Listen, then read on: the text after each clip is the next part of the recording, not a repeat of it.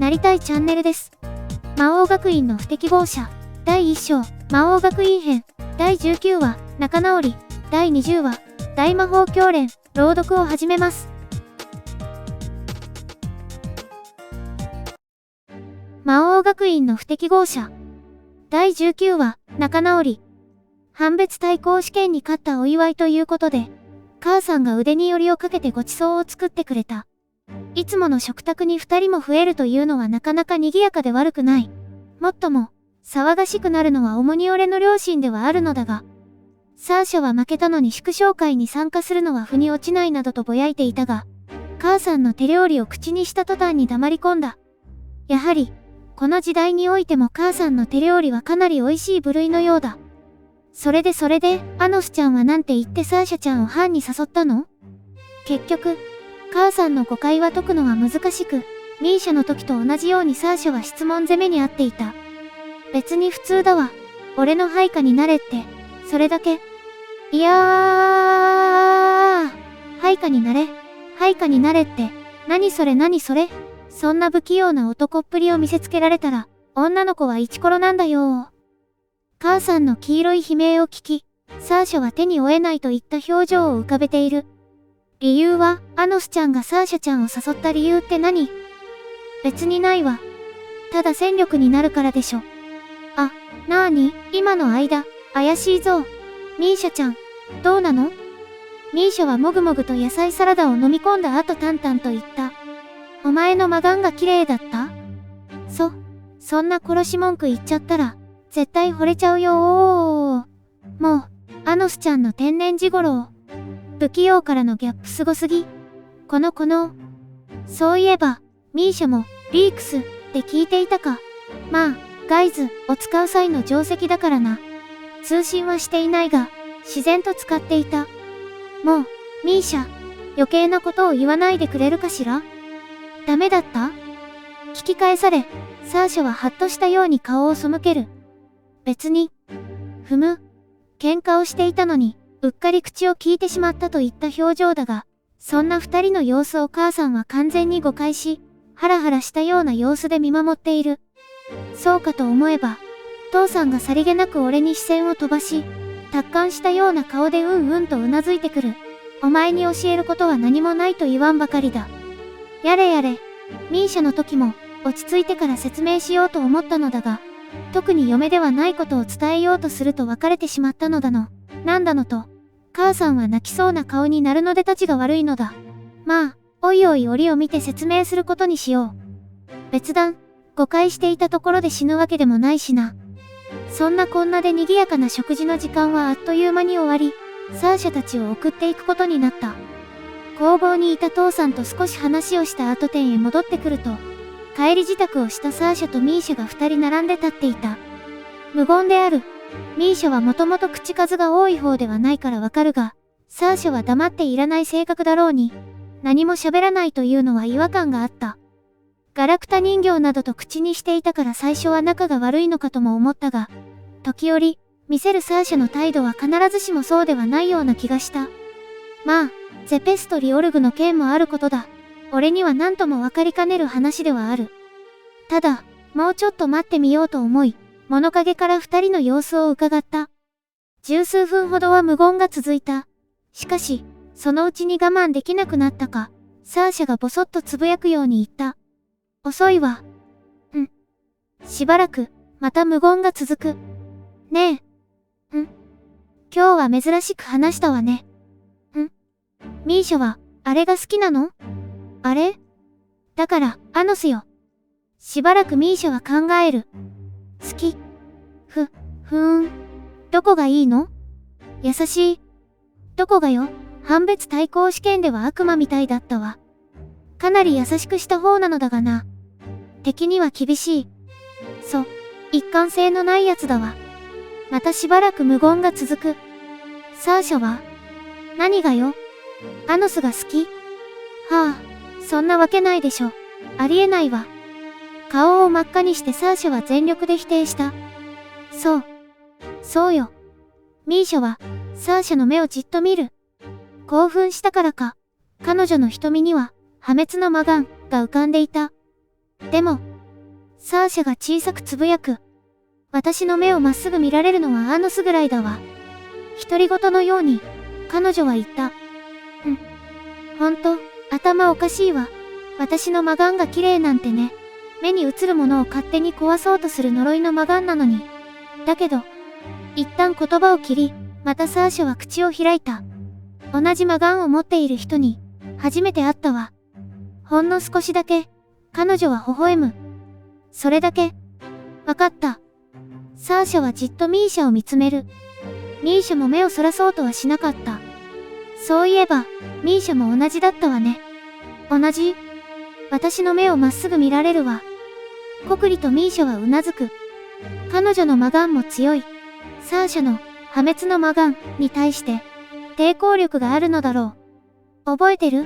小さい頃、私はこのマガンを制御できなくて、何も壊さなくて済むように、魔法で作った牢獄に閉じ込められてた。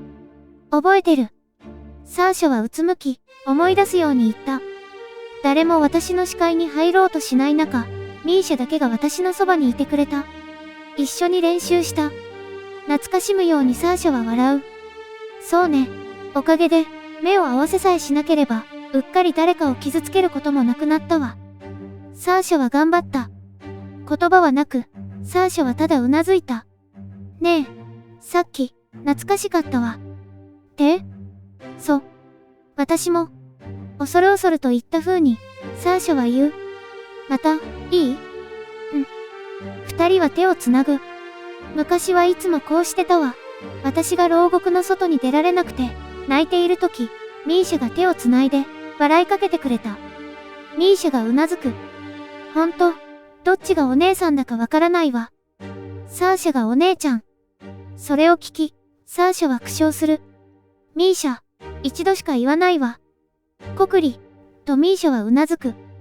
ごめんね、許してくれる？ふるふるとミーシャは首を横に振った。怒ってない。驚いたようにサーシャは目を丸くする。そう。二人は見つめ合い、ぎゅっと互いの手を握りしめた。一体どういう事情があったのかはまるでわからないが、少なくとも仲直りはできたみたいだな。むしろ、喧嘩をしていたのが、謎すぎるぐらいではある。まあ、血気盛んな年頃だ。くだらない理由で争うこともあるだろう。俺は二人に声をかけた。悪いな、待たせて。送るぞ。いいわ、歩いて帰る。ミーシャを見ると、彼女もこくりとうなずいた。わざわざ時間をかけて歩くのか。奇特な奴らだな。いいでしょう。別に。じゃ、ごきげんよう。二人は手をつないだまま、家を出て行き、そのまま何を話すでもなく、並んで歩いていく。で、なんでついてきてるの？送っていくと言っただろう。一度口にした言葉は守る。それって、ガトムの話でしょ。歩きよ。たまには無駄を楽しむのも一興だ。サーシャが変わったやつとでも言わんばかりの視線を向けてくるが、俺はそれを軽く受け流しておいた。しかし、結局、ガトムのことは何も説明しなかったが、サーシャの頭からはすっかり抜け落ちているようだ。多分母さんのインパクトが強すぎたのだろう。そういえば知ってるかしら？当然だ。そう口にすると、破滅のマガンでしらけた視線を向けられる。全く物騒なやつだ。俺でなければ、よくて意識を失っているぞ。まだ何も言ってないわ。俺が知らないことなどあるはずがない。じゃ、知ってると思うけど、明日の大魔法教練の講師、七魔コウロウのアイビス、ネクロンなのよ。そうなのか。知らなかった。だったら、初めからそう言いなさいよ。そう興奮するな。ただの冗談だ。しかし、七魔コウロウか。気になっていた単語の一つだ。サーシャ、その七魔コウロウというのはなんだ？呆れたわ。あなた、知らないことなどないって言っておきながら、七魔コウロウも知らないの？さすが不適合者ね。それで、なんだ？ 2000 年前、魔王の始祖は自らの血を使い、7人の配下を生み出したわ。始祖の血を引く最初の魔王族を。それなら知っている。何せ俺がやったのだからな。じゃ、もう分かったようなものじゃない。その7人の配下を、七魔コウロウって呼ぶのよ。何？なんだ、あいつらが七魔子売ろうか。そういえば、生み出したはいいものの、名前をつけていなかったな。壁やら転生やらのごたごたがあったから、その余裕もなかった。七魔子売ろうはデルゾゲード魔王学院で、時代の魔法の育成を始めたわ。いつか始祖が転生するから、その時のためにっていうのもあったみたいね。なるほど。ならば、七魔子売ろうに会えば、俺が始祖だということは簡単にわかりそうだな。しかし、少し妙だな。あいつらは仮にも神話の時代に生まれた魔族だ。それにしてはデルゾゲード魔王学院の運営はずさんすぎる。何より、俺のことを知っているはずだ。なら、なぜ俺が不適合者になったのか？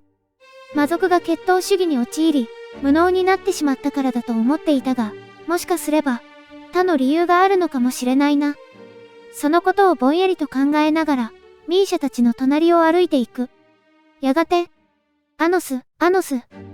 気がつけば、サーシャが俺を呼んでいた。どうした？どうしたじゃないわ。着いたの。私たちの家。目の前には門があり、その奥には立派な豪邸が見えた。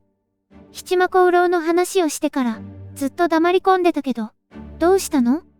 いや、なんでもない。じゃ、わざわざありがとね。ごきげんよう。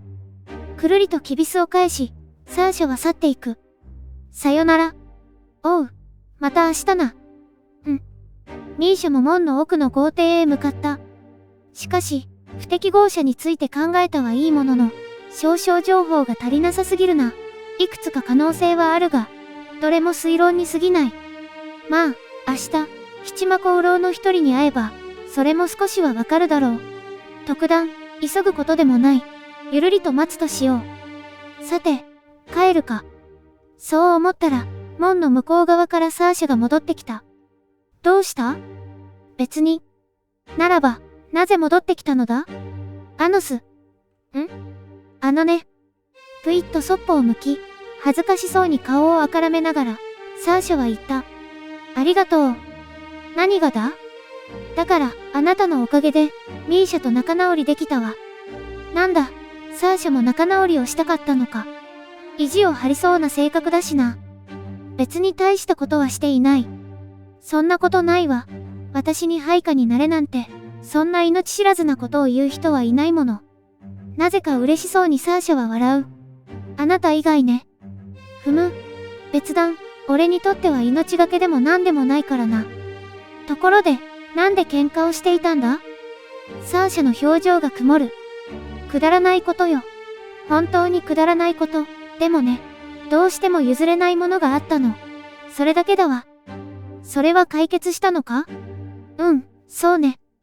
サーシャの歯切れは悪い。あなたに聞きたいんだけど。なんだ？もしも、運命が決まっていたら、あなたはどうする？俺は即答した。まあ、気に入らなければ変えるが、どうでもよければ気にしないな。きょとんとした表情を浮かべた後サーシャは聞いた。運命が変えられると思うの？ああ、簡単だ。どうするの？ぶち壊せばいい。サーシャは目を丸くして、それからふふっと微笑した。ねえ、ちょっとこっちへ来なさい。断る。なんで断るのよ。いいから、来なさい。命令されるのは好きじゃないな。もう、わがままね。はあ、とサーシャは呆れたようにため息をつく。こっちへ来てくれるかしら？いいぞ。俺はサーシャのそばに寄る。もっとよ。何するん？一歩足を踏み出すと、サーシャが俺の唇にキスをしていた。俺は条件反射で、リークスを使い、彼女の心を読み取ろうとした。口づけを条件に、発動する呪いの類があるからだ。サーシャの心が流れ込んでくる。これが、最初で最後のキス。敵意はない、か。しかし、悲壮な決意を感じる。まあ、いいだろう。どのぐらいそうしていたか、彼女はさっと身を離す。友達のキスだから。ただのお礼だからね。恥ずかしそうに顔をあからめ、サーシャはうつむく。でも、あなた以外にはしたことないわ。何を考えているか知らないが、恥をかかせるわけにはいくまい。それは貴重なものをもらった。ありがとう。びっくりしたようにサーシャは目をしばたかせ、変な雑種、とつぶやく。じゃ、また明日ね。おう。手を振って、ガトム、の魔法を使う。風景が真っ白に染まる直前。ねえ、アノス、あなたに会えてよかったわ。そんな声が耳に響いた。第20話、大魔法教練。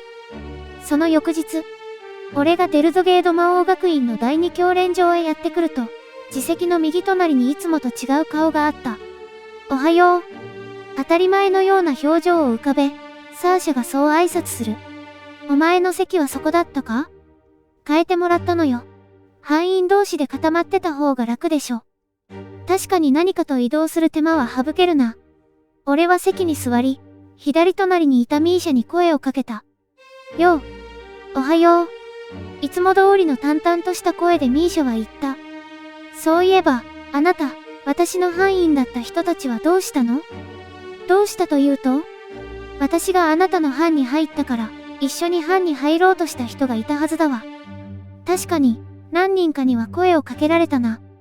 断った。はあ、なんでよ。班別対抗試験は人数が多ければ多いほど有利なのよ。なんでと言われてもな。気分じゃなかった。サーシャは唖然とする。特に困らないだろう。俺とお前たち2人がいれば勝てる。もっと言えば、俺さえいれば勝てる。班別対抗試験はそれでいいかもしれないけど、クラス対抗試験は5人以上、学年別対抗試験は7人以上いないと参加できないわ。なるほど。そんな決まりがあるのか。いくら俺でも参加できなければ勝てないな。それは知らなかった。どうするのよ。まあ、まだ時間はあるだろ。その間に考える。悠長なことね。呆れたようにサーシャは言った。ちょうど授業開始の鐘が鳴り、ドアが開く。エミリアが入ってきた。その後ろに、黒の法服と街灯をまとい、帽子をかぶった男がいる。男というには多少の語弊があるか、外見は骸骨なのだ。確か、7人の配下のうち1人は、不死者アンデッドにしておいたが、そいつがアイビス、ネクロンを名乗ったということか。七魔コウロウと呼ばれ、この時代では相当な力と地位があるのだろうな。普段は騒がしい生徒たちも、アイビスが姿を現した途端に静まり返った。いや、これは奴から発せられる魔力にもよるか。その強大すぎる魔力に当てられ、知らず知らず畏怖してしまうというわけだ。俺の魔力でも同じことが起こりそうなものだが、しかし、この時代の魔族はあまりに弱すぎる。俺の魔力に当てられた場合、畏怖するどころか、魔眼などの魔力感覚が麻痺してしまい、逆に全く力を感じられないのだ。まあ、俺の魔力を感知できてしまえば、半魔法の弱い連中はそれだけで死ぬだろうからな。生物の防衛本能というやつだろう。この前お話しした通り、本日は大魔法教練を行います。七魔コウロウアイビス、ネクロン様による、二度とは聞けない魔法の深淵に迫る授業になりますから、心して聞いてください。特に、エミリアは俺の方をじっと見る。アノス、ボルディゴード君。くれぐれも失礼のないようにお願いしますね。まったく、わざわざ釘を刺してくるとはな。まさかこの俺が礼儀知らずだとでも思っているわけではあるまいな。言われてなくても、それぐらいはわかっている。なら、いいのですが。やれやれ、何を心配しているのやら。ああ、ついでだ。とりあえず、挨拶をしておくか。俺はすっと立ち上がった。よう、アイビス、久しぶりだな。エミリアは顎が外れそうなぐらいに口を開き、驚きをあらわにした。アノス、ボルディゴード君、あなた、アイビス様に、なんという気安い口の聞き方を。ひそひそと生徒たちの話し声が聞こえる。やばいぞ、あいつ。今度こそ確実に死んだ。ああ、さすがに七魔コウロウはやりすぎだろ。っていうか、アイビス様が怒ったら、俺たちまで巻き込まれるんじゃ。勘弁してくれよ、不適合者。雑音は気にせず、俺はアイビスに魔眼を働かせる。確かに覚えのある魔力を感じるな。俺の力作った配下の一人に違いないだろう。ほぼ、ではあるが。アイビス様。申し訳ございません。アノス、ボルディゴードは直ちに除名いたしますので。よい。アイビスは応用にそう言った。久しぶりだと言ったな。アイビスが俺に視線を向ける。ああ、2000年ぶりだ。覚えていないか？ 2000 年。なるほど。道理で。ガテンが言ったように、アイビスがうなずく。残念ながら、我は2000年前の記憶を失ってしまった。覚えているのはただ一つ。我が主、暴虐の魔王のことのみだ。ならば、俺のことを覚えているはずだが？そなたは、始祖に縁のあるものか？ふむ。なるほど。暴虐の魔王のことは覚えている。だが、俺が何者かはわからない。つまり、暴虐の魔王を俺ではない他の誰かだと信じているわけか。記憶を失ったことが関係しているのかもしれないが、やはり、妙な話だな。魔王学院のトップは七魔コウロウ。仮にアイビスが本当に記憶を忘れていたとしても、7人全員が記憶を忘れていなければありえない。さすがに偶然ではあるまい。何者かに記憶を改ざんされたか？それとも覚えていないふりをしているのか？確かに、そなたの魔力には懐かしさを感じる。そうか。ああ、2000年前の地期であったことは間違いないであろう。いずれにしても、会話だけではわからないな。我に何か用か？何、用というほどのことでもないが、忘れているのなら思い出させてやろうと思ってな。生徒たちやエミリア、サーシャとミーシャが心配そうに見守る中、俺はまっすぐアイビスのもとへ歩いていく。そして、おもむろにそのシャレコーベの顔面をわしづかみした。瞬間、教室中がパニックに陥った。アノスくん。やっちまった、あいつ、やっちまったぞ。後ろでギャーギャーと騒がしい生徒たちの言葉が響く中、俺は手のひらに魔法陣を描いていく。思い出せ。自らの主を。我が名はアノス・ボルディゴードだ。発動した魔法は、エビ。どんな遠い過去の記憶をも思い出させる。だが、手応えがない。無駄だ。この頭に記憶は残っておらぬ。思い出せぬのではない。消えたのだ。完全に失われたものは、エビ、でも戻せない。ならば、これでどうだ？多重魔法陣を展開し、起源魔法、レバイドを使う。それを、エビ、と重ねがけした。これは、何をしているのだ？我の頭に記憶が、映像が入り込んでくる。貴様の頭から記憶が完全に消え去っているのなら、レバイド、で局所的に時間を遡り、2000年前のお前の記憶を、エビ、で引っ張り出す。バカな、時間を遡るだと？時をも超越する大魔法が存在するというのか？起源魔法の一種だ。使い勝手はかなり厳しいがな。2000年前のアイビスの記憶と魔王アノスを起源として、それを遡ることで、時間を逆行する、レバイドを成立させた。アイビスの頭には、2000年前の体験が走馬灯のように流れただろう。確かに我は記憶を2000年遡った。だが、なかった。2000年前にも、アイビスの頭には魔王アノス、ボルディゴードの記憶はない。無論、エビ、で引っ張り出した記憶はアイビスの頭に流れるのみで、俺が読み取れるのはその表層ぐらいだ。それでも名前ぐらいはわかるものだが、どこを探しても俺の名はなかった。代わりに何度も記憶に現れたのは、暴虐の魔王アボス、ディルエビアという存在のみだ。なぜ、記憶が戻らぬ？お前の記憶は2000年前に遡ってきれいに消されたということだ。いつの時点でかはわからないがな。簡単に言えば、過去が改ざんされた。アイビスの頭には、初めから魔王アノスの記憶がなかったことにされたのだ。何者かの魔法によって。やれやれ、厄介な話だな。さすがの俺も2000年前に起きたことにまでは、手を出せない。なるほど。しかし、例を言おう、アノスとやら。それが分かっただけでも収穫だ。